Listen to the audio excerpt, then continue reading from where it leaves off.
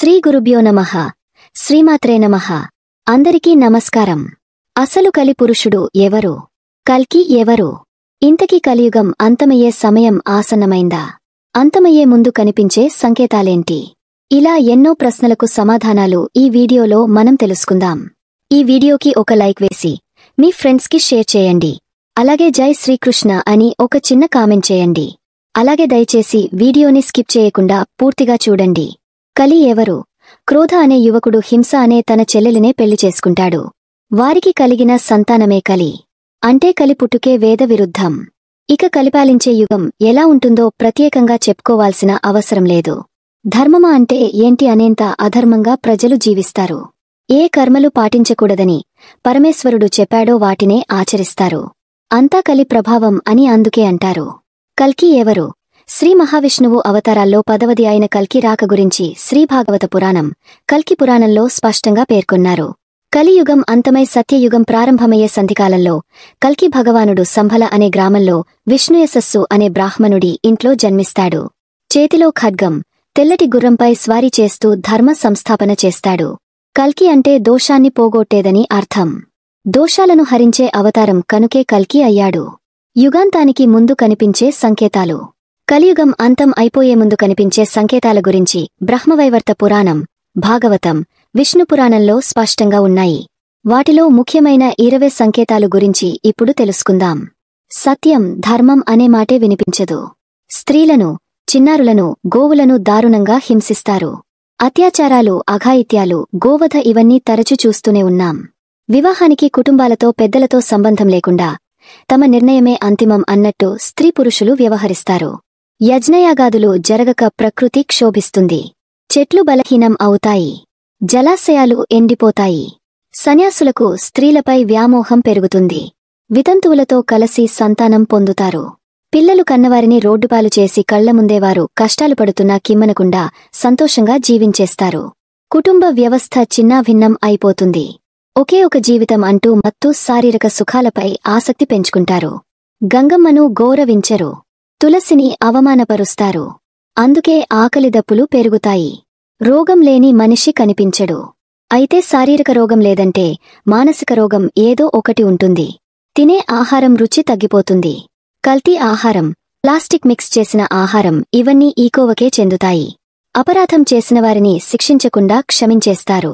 ఘోరమైన తప్పిదాలు చేసినవారు కూడా ప్రజల మధ్య స్వచ్ఛమానవుల్లా తిరిగేస్తుంటారు. బ్రాహ్మణులు పోషణలేక మ్లేచ్చులను సేవిస్తారు. వేదవిద్యను వదిలేసి ఉద్యోగాలు, వ్యాపారులు చేస్తున్నవారంతా ఈ కోవకే చెందుతారు. కంటికి కనిపించినదే ప్రామాణికం అంటారు. కనిపించని దేవుడి గురించి వితండవాదన చేస్తారు. సైన్స్ ఎన్ని విషయాలు కనిపెట్టినా అది కేవలం ఓ వంతు మాత్రమే. మిగిలిన మూడొంతుల శక్తి భగవంతుడే అని గుర్తించలేరు. తినకూడని పదార్థాలు తింటారు. చూడకూడని విషయాలవైపు కళ్ళు ఆకర్షితమవుతాయి. వినకూడని విషయాలపై వ్యామోహం పెరుగుతుంది. కోరికలు పెరిగే వ్యాధుల బారిన పడతారు. గురువులకు తలొంచి నమస్కరించే విద్యార్థులు కనిపించరు. పైగా విద్యార్థులను చూసి గురువులు భయపడే పరిస్థితులు ఎదురవుతాయి.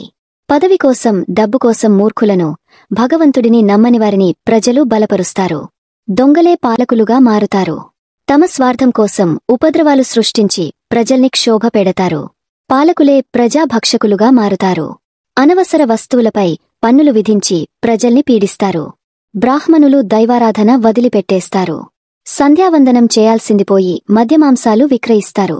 రాక్షసులకు శరీరం ఉండదు. ప్రతి మనిషిలోనూ గుణాల రూపంలో రాక్షసులు ఉంటారు. జనాలు కిరాతకుల్లా ప్రవర్తిస్తారు. ఈ జీవితం ఎందుకులే అని భారంగా అనిపిస్తుంది. ఈ 20 లక్షణాలు కలియుగం మొదటి పాదం పూర్తయ్యేసరికి మరింత ముదురుతాయి. కలియుగం రెండో పాదంలో అసలు భగవంతుడి నామస్మరణే వినిపించదు. కలియుగం 3వ పాదంలో దేవుడున్నాడు అనే విషయమే గుర్తుకురాదు. ఇప్పుడు 10 ఏళ్లు, 11 ఏళ్లకే రజస్వల అవుతున్న ఆడపిల్లలు కలియుగం 3వ పాదంలో 7 ఏళ్లకే పిల్లల్ని కంటారు. మరుగుజ్జులుగా జన్మించే ఆ సంతానం కేవలం 20 ఏళ్లు మాత్రమే బతుకుతారు. వానలు లేక పంటలు పండక మాంసం తిని బతుకుతారు. కలియుగం 4వ పాదంలో అరాచకానికి అంతుండదు. ఓ మనిషిని తింటే కాని మరో మనిషి బతకలేని దుస్థితికి చేరుకుంటారు.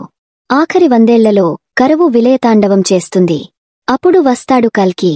ఆ తర్వాత నుంచి మళ్లీ సత్యయుగం ప్రారంభమై నారాయణుడే భూమిని పాలిస్తాడు. వేదాలను అనుసరించి 4 యుగాలు చెప్పబడ్డాయి.